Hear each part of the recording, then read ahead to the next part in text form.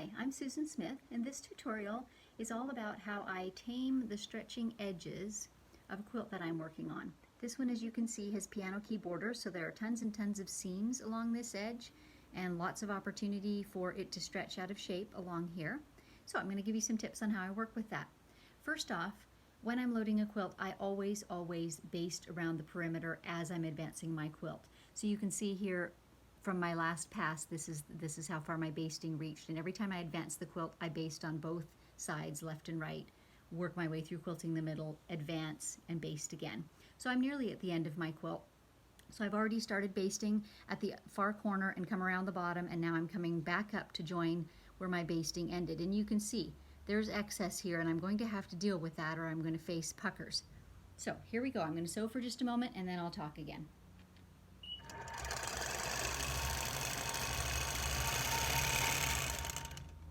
So for that brief clip, I hope you can see it, as I was sewing along already, it is pushing the fabric. Though this is not particularly stretched, it is pushing the fabric, and because there's give everywhere there's a seam, if I just kept on going, I would end up with a giant pucker up here. For sure I would.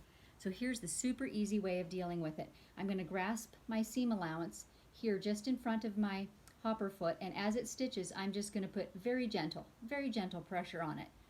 Kind of pausing between to get a grip on it, slowly stitch my way up, and as you'll see, it will work beautifully.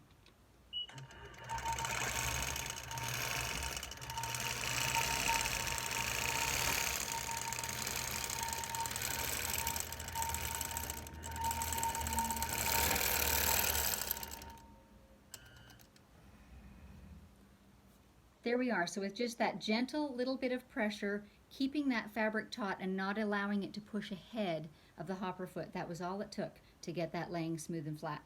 Hope you find that helpful. If you enjoyed this tutorial, please subscribe below, and for more tutorials and tips like this, I invite you to visit my blog, and it's at stitchedbysusan.com.